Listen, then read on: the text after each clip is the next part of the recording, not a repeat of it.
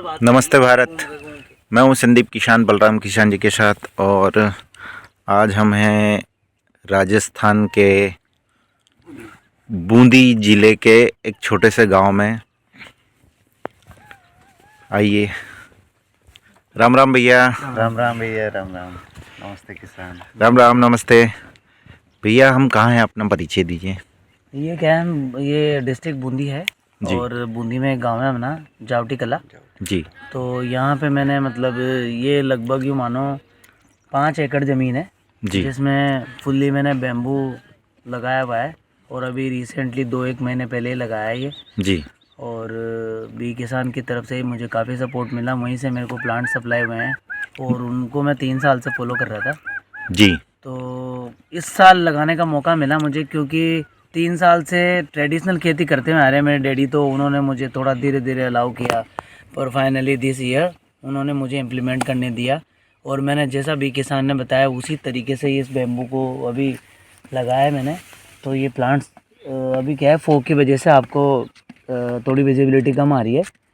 ये प्लांट चलने लग गए हैं आराम से, और उन्होंने बोला फेंसिंग करानी है तो फेंसिंग मैंने वैसे करा ली। एक प्लॉट इधर है, एक आप यहाँ से जूम इन कर पाओगे अगर, तो वो जहाँ पे फेंसिंग हो रही है 800-900 प्लांट्स उधर हैं, और बाकी का जो है वो अभी पूरे पौधे लगे नहीं हैं, कुछ मैंने होल्ड कर रखे हैं क्योंकि मौसम की वजह से थोड़ा मैंने रोका हुआ है इनको। जी। जी। बाम्बू को लेकर आगे भविष्य में क्या प्लानिंग है आपको, मतलब बाम्बू खेती के बारे में आप कुछ बताना चाहेंगे कि बाम्बू में हम आगे क्या कर सकते हैं? देखो, क्योंकि आई थिंक आपने एमबीए भी कर रखा है। जी तो पूरा मैंने MBA जी। From IMT Ghaziabad. जी। और पहले मैं इंस्पेक्टर था CRP में, गुजरात गांधीनगर। जी। और अभी मैं अकाउंटेंट हूँ यहाँ पे इलेक्ट्रिसिटी डिपार्टमेंट में। जी। क्या रीज़न रहा कि जो आपने गवर्नमेंट जॉब को छोड़कर मतलब घर पर ही बाम्बू खेती करना सोचा? तो इसके लिए गवर्नमेंट जॉब तो अपनी मेरी, पर पहले फोर्स की नौकरी थी, तो फोर्स में मैं इतना टाइम दे नहीं पा सकता था, मतलब दे नहीं सकता। जी। तो अभी मेरी क्या है, स्टेट गवर्नमेंट की जॉब है जिसमें मेरा 9 to 6 वर्क रहता है, और जी। संडे सैटरडे मुझे ऑफ मिलता है। जी। तो बांस मुझे नहीं लगता कि इतना केयरिंग है कि उसको हर आवरली चेकअप चाहिए। जी। तो मैं वीकेंड में आता हूँ तो भी इसको संभाल लेता हूँ, मेरे जो वर्कर्स है वो इसको देख लेते हैं, और इसका कोई रॉकेट साइंस नहीं है इसमें। लोग बाग डरते हैं पर बाकी ऐसा मुझे कुछ लगा नहीं है। शुरू में थोड़े प्रिकॉशंस हैं कि पौधे की डिस्टेंस कितनी लगानी है, या फिर पौधे को कैसे, मतलब आपको क्या क्या देना है क्या नहीं देना। ऐसे तो इसमें कुछ भी देना की ज़रूरत नहीं है, पर अगर आप अच्छा थोड़ा पानी का मैनेजमेंट आपका व्यवस्थित रखना है ना। मैनेजमेंट है जी। तो मैं अभी तो मैंने 2 इरिगेशन किए, इसमें दोनों फ्लड किए हैं, तो 15 डेज में जी। सफिशिएंट होता है। हमारी जो ये सोइल है ये वर्टिसोल है, तो वर्टिसोल में क्या होता है, वाटर होल्डिंग कैपेसिटी थोड़ी अच्छी होती है। जी। और ये मिट्टी में सारी कोई भी फसल लगाओ आराम से लगती है। तो बाम्बू ने यहाँ पे सूट निकालना चालू कर दिया है। और बाम्बू लगाने के पीछे मेरे जो रीज़न है मैं आपको बता दूँ, 2-3 रीज़न है सॉलिड रीज़न। एक तो क्या है, मुझे बाम्बू का प्लांट जो है ना वो बहुत अच्छा लगता है, क्योंकि ये सीधा चलता है और ग्रीन रहता है, ऑल टाइम ग्रीन रहता है। जब मैं थाईलैंड में था तो एक रिजॉर्ट में रुका था, मिल्की बे रिजॉर्ट, वो पूरा बाम्बू से बना हुआ था। उसमें हट्स भी बाम्बू के थे, इवन आपके नल भी बाम्बू के थे उसमें। और जब अपन बाम्बू के 2 लाइन के बीच में चल के जाते हैं तो उनके जो पत्ते होते हैं ना, उनकी मल्चिंग इतनी अच्छी हो रखी थी कि ऐसा लग रहा था कोई मतलब कारपेट फैले उसके आगे। तो वो मेरे दिमाग में आया कि यार ये चीज़ बहुत अच्छी है, जहाँ जाओ वहाँ मतलब एक लाइन में निकल के जाओ, आपकी हट वहाँ पे हट नंबर, वहाँ पे ABCD चलता था, A नंबर पे आओ, B नंबर पे हो।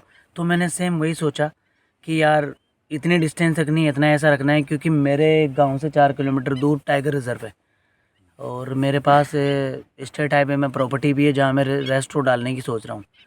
तो मैं इसको टूरिज्म में भी लेके आना चाह रहा हूँ। इसमें 2-3 साल के बाद हट्स बनाऊँगा यहाँ पे, और ये एग्रो टूरिज्म ही डेवलप करूँगा इसमें मैं। मेरा ऐसा नहीं कि मैं इसको बेच के पैसा कमाऊँ, पैसा कमाना सेकेंडरी थिंग है, फर्स्ट है नेचर। और हम यहाँ पे हमारा फार्म हाउस रहे, बच्चे आए सब आए तो यहाँ पे एंजॉय करें, इस वजह से मेरा बाम्बू को लगाने का एक ही तरीका है। दूसरा मेरा पर्पज है कि बाम्बू के जो रोज़ के बीच में पौधे मेरे पास 6000 के समथिंग रहेंगे।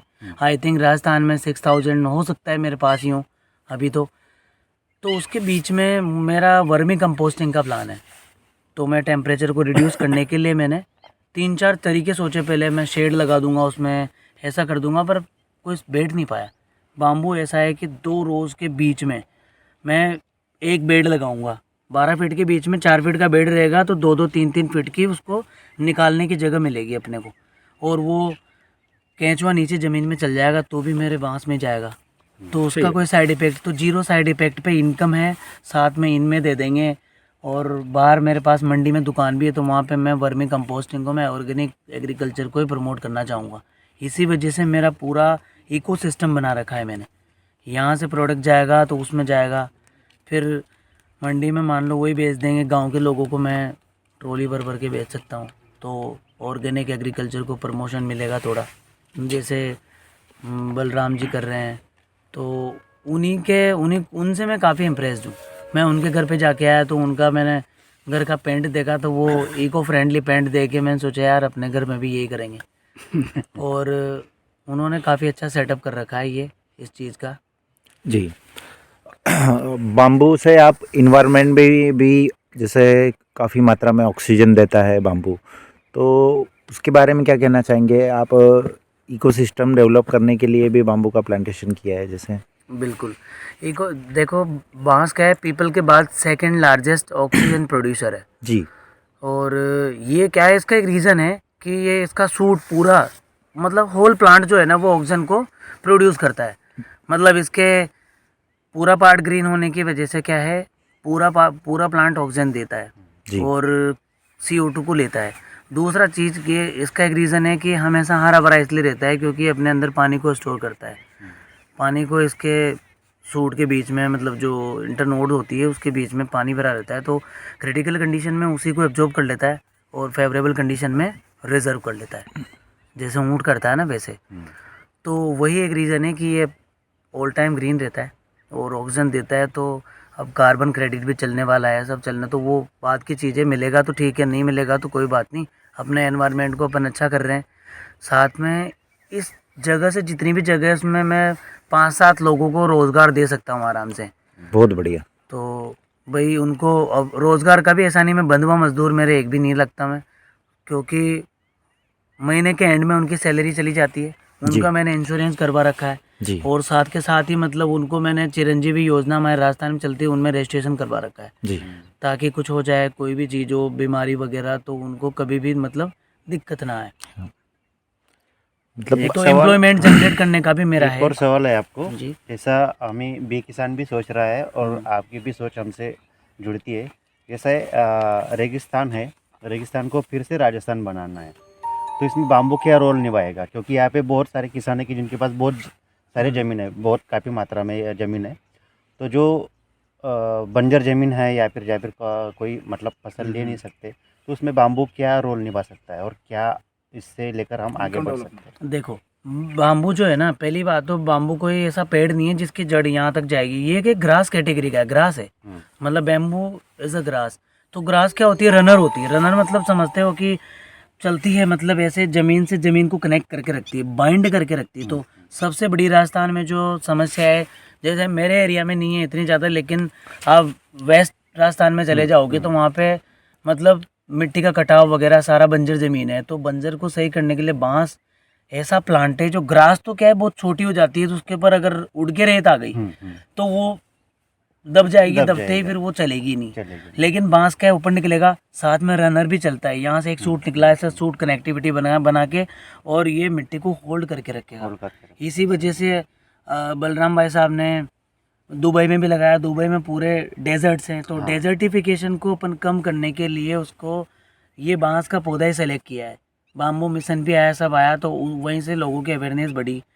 तो राजस्थान में जो हरा भरा बनाने की है, तो उसमें 2 चीज़ें को फ़ायदा हो सकता है। जिसके पास बंजर ज़मीन है, तो मैं सजेस्ट करना चाहूँगा ये वीडियो को ज़्यादा से ज़्यादा लोग देखें, और राजस्थान के कोई ऐसे भी कहीं भी बंजर ज़मीन हो, बैम्बू लगाओ और उसमें रेस्टोरेंट, रिजॉर्ट वगैरह ऐसा डेवलप करो, अगर आपके पास थोड़ा बहुत भी पैसा है तो। अदरवाइज़ राजस्थान में ऐसी योजनाएं हैं जिनके तहत अपने को सब्सिडी मिलती है इस काम को करने के लिए।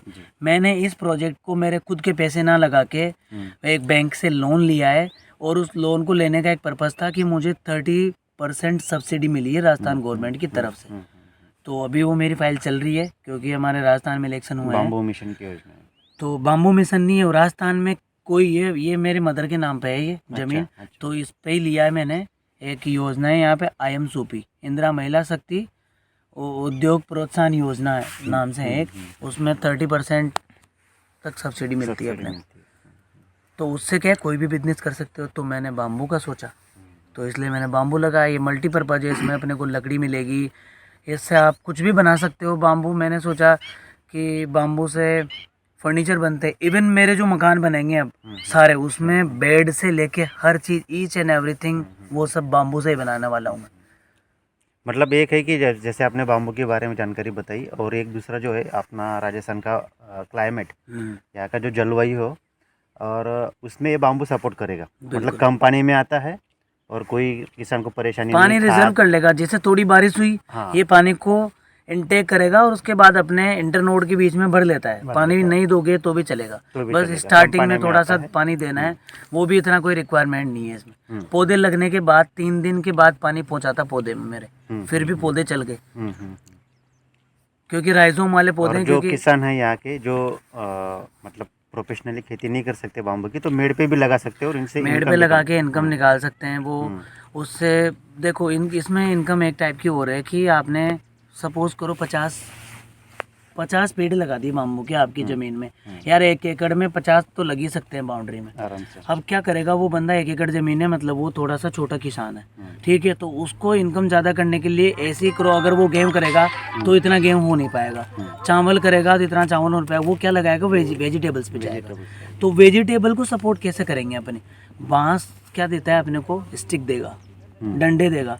आप डंडे काटो, डंडे लगा के आप डंडे गाड़ के और उससे टमाटर लगाओगे तो उसको होल्ड करने के लिए डंडा मिलेगा। अदरवाइज वही डंडा आपको 30 रुपीज़ मिलेगा, इतना सा डंडा, ठीक है। तो 30 रुपये बचा सकते हो आप। 30 रुपये खुद का है तो ज़्यादा लगा सकते हो। आदमी खरीद के लाता है तो कम चीज़ों में काम चलाता है, लेकिन जब खुद के घर में प्रोड्यूस होता है तो वो कहता है कि यार मेरे घर की तो खेती है, मैं आराम से इसको 1 की जगह 2 लगाऊंगा, पर मेरा एक भी टमाटर नीचे आड़ा नहीं पड़ना चाहिए। आड़ा का मतलब वो गिरना नहीं चाहिए। लाई हो जाएगा तो उसमें क्या होगा कि वो पानी से नीचे टच हुआ और सड़ जाएगा। तो मैक्सिमम प्रोडक्शन उससे निकाल सकता है। सेकंड थिंग, इससे अगर कोई करना चाहे तो बेम्बू का पूरा स्ट्रक्चर बना के उससे 3 लेयर फार्मिंग कर सकता है कम ज़मीन वाले।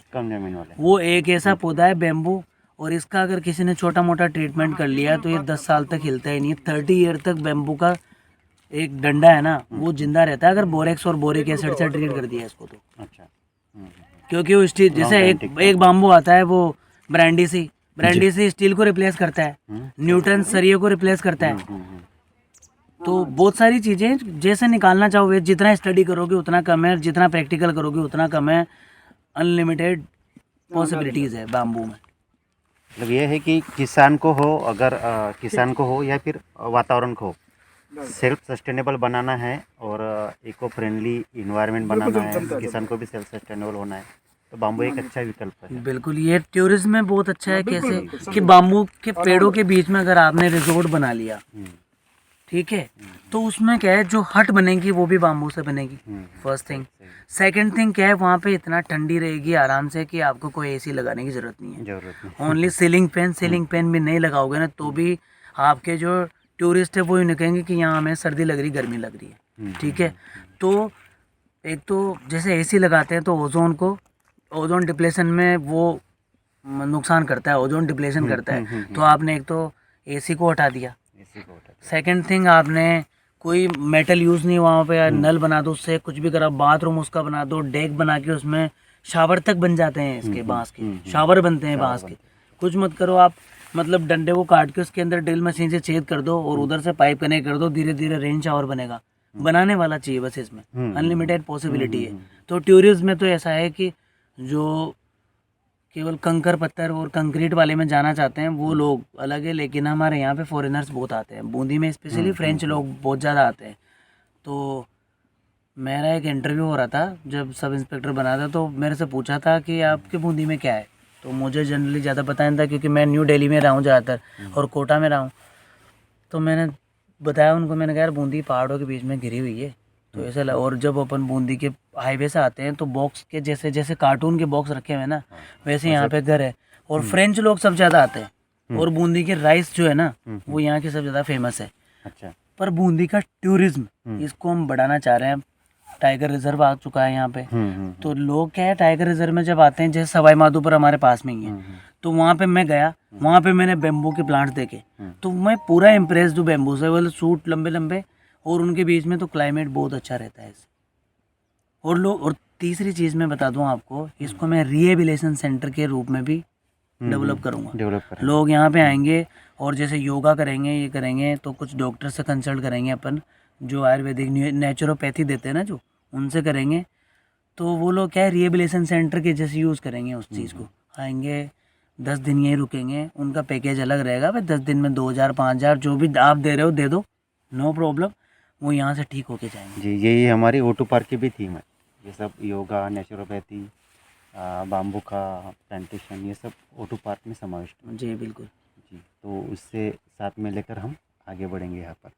बिल्कुल, मैं पूरा सपोर्ट करना चाहूँगा उनको भी, कि बी किसान को, कि मेरे को उन्होंने सपोर्ट किया पूरा। मैं जाके भी आया, विजिट किया, उन्होंने मेरे को टेक्निक बताई, और मैंने सारे वीडियोस देखे हैं ऑलमोस्ट उनके, कि कौन सा क्या है, कौन सा क्या चीज़ देनी होती है, क्या नहीं देनी होती है। तो उन्हीं की गाइडलाइन फॉलो करके मैं पूरा इसको कर रहा हूँ। और आज आप लोग देखो विजिट पे आ गए, 1-1.5 महीना हुआ है प्लांटेशन हुआ है, आप लोग विजिट पे आ गए यहाँ पे। तो ये this is my good luck.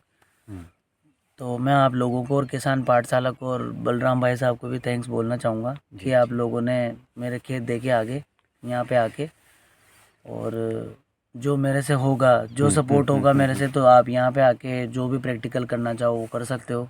और शायद मुझे ज़रूरत पड़े तो मैं आपसे गुजारिश करूँगा कि आप थोड़ा छोटे भाई के ऊपर ध्यान देते रहें। जी जी बिल्कुल। तो पूरी टीम है आपके सपोर्ट में, बी किसान की और O2 पार्क के भी। तो किसान को सस्टेनेबल बनाना है, इन्वायरमेंट को भी सस्टेनेबल बनाना है, तो बाम्बू एक अच्छा विकल्प है। इसके साथ में हम आगे बढ़ेंगे। धन्यवाद। मैं किरण किसान, मेरे साथ में संदीप किसान, ज्ञान सिंह जी, और मैं हरिओम मीणा जी। धन्यवाद। बाम्बू का प्लांटेशन राजस्थान में। थैंक यू मित्रों। राम राम किसान भाइयों। तो ये वीडियो अगर आपको अच्छा लगा हो तो इसे अधिक से अधिक किसानों तक भेजें, वीडियो को लाइक करें, कमेंट करें एंड चैनल को सब्सक्राइब करना ना भूलें। Thank you. राम राम।